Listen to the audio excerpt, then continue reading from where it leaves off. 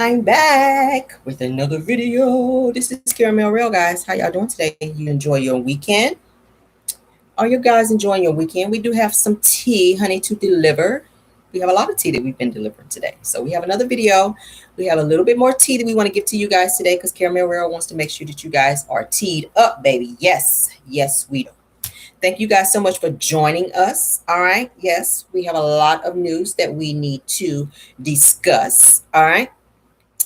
In celebrity news, before we get into it, guys, I wanted to put it out there that y'all know Nicki Minaj's husband, honey, Kenneth Petty, is looking at serving a year in jail for not what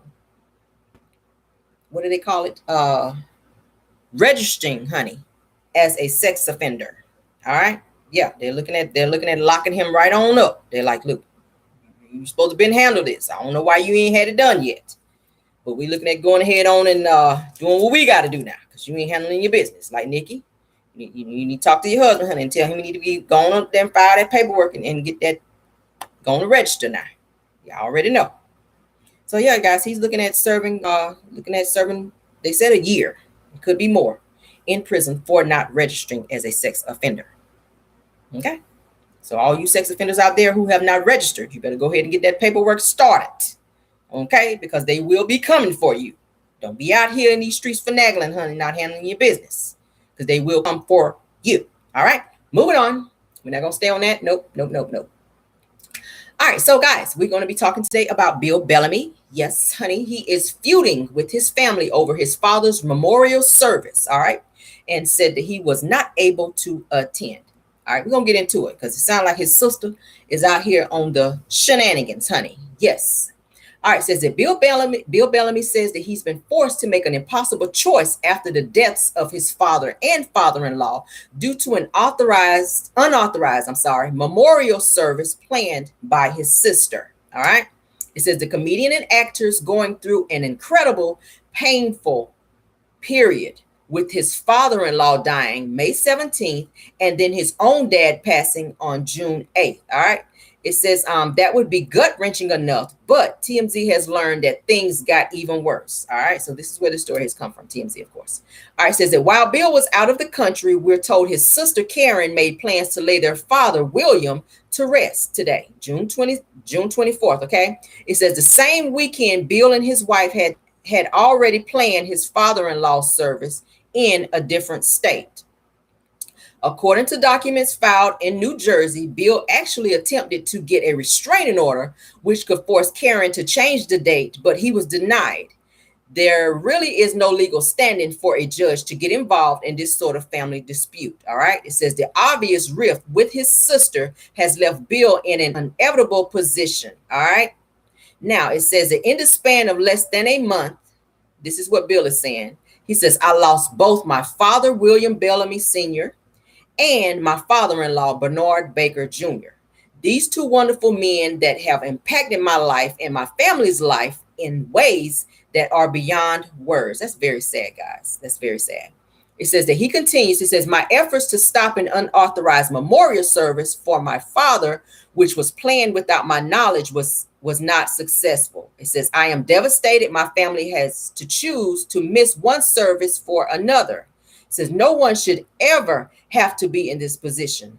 My father-in-law's memorial service was confirmed back in May when he passed. All right. It says there are no words to express how disappointed I am to not be a part of laying my father to rest, but I look forward to celebrating my father's life and legacy with my wife, my grandchildren, and our close friends in our own time. That's so sad. It says that please pray for our family and give us the time to grieve and process these painful losses in private. That is so sad, you guys, that he was unable to attend his own dad's memorial because the sister want to be out here doing the most. Now, she could have waited.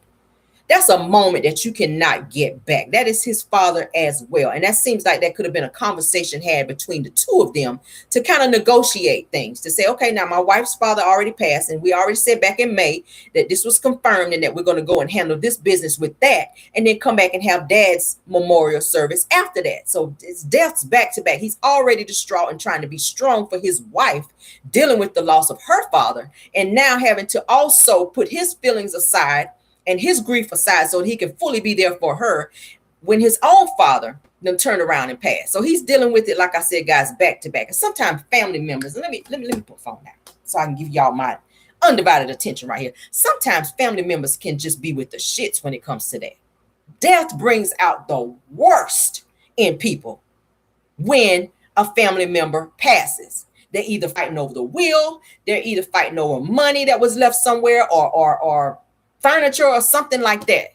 You know, they're always fighting over something, and nobody wants to come to an agreement and come together and be a family about this and kind of hold each other up in a moment where everyone is grieving. And it seems like everybody wants to be at everybody's throat and I want to do this and I want to do that, and not thinking about the other person and or their feelings, because they're grieving as well. So why would you go and make a memorial service and set a memorial service for when Bill cannot be there to properly grieve and see his father off? I was just like, y'all, that was team too much. That would have pissed me off. I'm sorry. Because that's a moment you cannot get back. You know, yeah, they say, oh, it's just a memorial. Yeah, but that's his father. And she should have fell back and not allowed her feelings to get into it.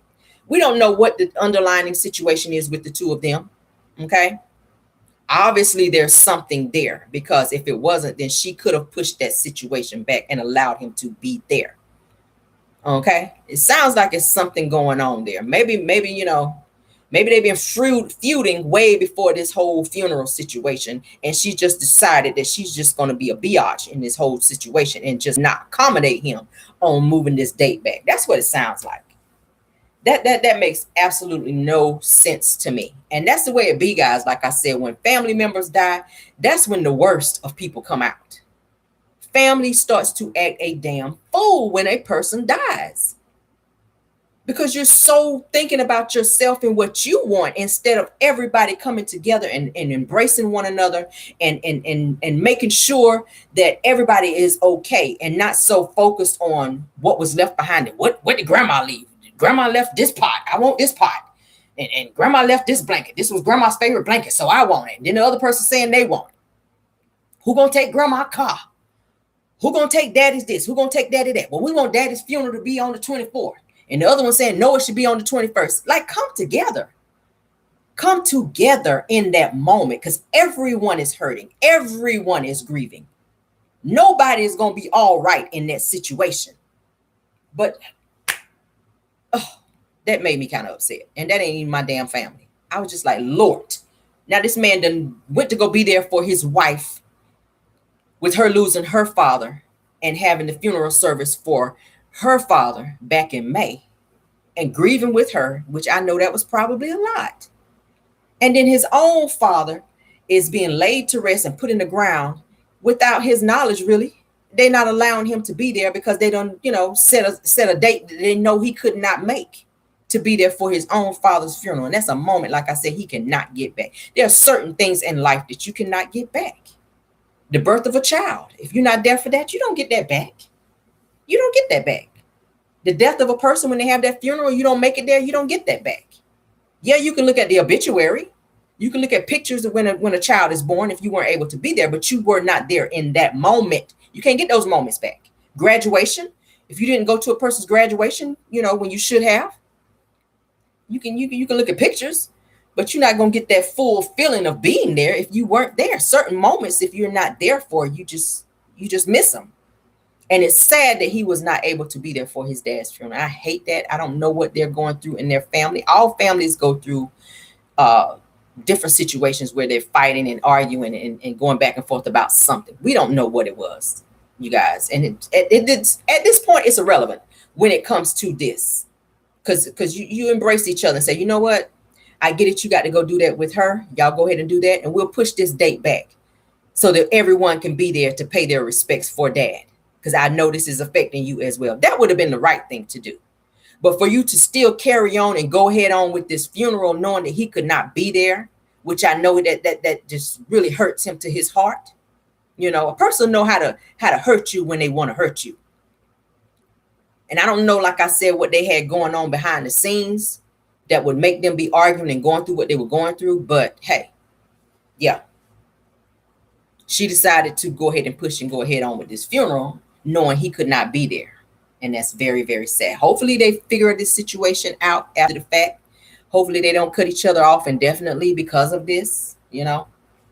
Hopefully not. But families, honey, go through it. Like I said, when a family member dies, that's when the real person come out. Okay? That's when the real person come out. People start acting crazy when a person passes in the family. Okay? Everybody worried about the will, who gonna get what money was left here, you know? Yeah. Everybody's worrying about something. Everybody wants something. Everybody see that as an opportunity to be fighting about something. Oh, I don't like the dress they putting on mama. I don't like that dress. We need to get another dress. Mama wouldn't have liked that dress. We want to have the funeral here. We want to bury mama here. One person don't agree with it. They want to have mama moved over here. It's always something like, oh, I pray that they figure this situation out after the fact and that they can come together as a family and embrace one another even after they've laid him to rest and come to some type of resolution, honey, with their feelings and get past this. That's what my prayer is, honey. I don't know them personally, but my prayer is that they work this thing out after the fact. And that sister needs to apologize because that was effed up to the highest level of fuckability. Yes, I just made that word up. But yeah, because I'm mad about it. Yes, honey. Bill Bellamy's sister. Yes. Caramel Rail is pissed off at you for doing that because that didn't make no sense. You could have pushed that date back for Bill. So he and his family, his wife and children could have been there to pay their respects to their grandfather and their dad and, you know, father-in-law. You could have done that, girl. You could have done that. But you being all up in your feelings. Yeah. We're going to get off this, guys. Thank y'all for joining. I had to put that bit of information out there. I dug that up. I said, I'll go ahead and put that in a video today as well. For those of you who, you know, maybe have been through that type of situation where you've had to fight with a family member when a very close family member has passed, put it down in the comments. Let's talk about it. Let's talk about it. We're family over here, guys. Let's talk about it. We're gonna talk about it. Let us know. We can, yeah. Put it in the comments. Let's talk about it. If you've had to go through a situation in your family where a close family member has passed, or a very, very close friend, or whatever, and you've had to deal with shenanigans and drama during that time, let's talk about it, guys. Because everybody goes through it. Everyone goes through some type of drama when a family member and or very, very close friend passes away. Everybody wants to act crazy during that time. And that's a moment where everybody needs to be bonding together and with, you know, lifting everybody up, lifting the other person up and embracing and holding that person up, because everybody handles grief and death a different way. You know, some people internalize, some people have to go get counseling because they just can't take it, which I hope Bill goes and gets therapy for this and some type of counseling so that he can kind of talk out his feelings and how he's feeling about this situation with his dad passing and not being able to be there to pay his last respects, guys. That's very, very sad. But yeah, thank you guys for joining. Like I said, we're going to go ahead and end this video. You guys enjoy your weekend. Thank y'all for joining the Caramel Rail Show. I am, as y'all know, Caramel Rail, honey. Yes, hair flip. All right. Yeah. Go ahead and hit that subscribe button. Thank you to my new subscribers as well. Hit the notification bell, guys, so that you will be notified when we have new videos. All right. Thank you, guys. Enjoy your weekend and bye.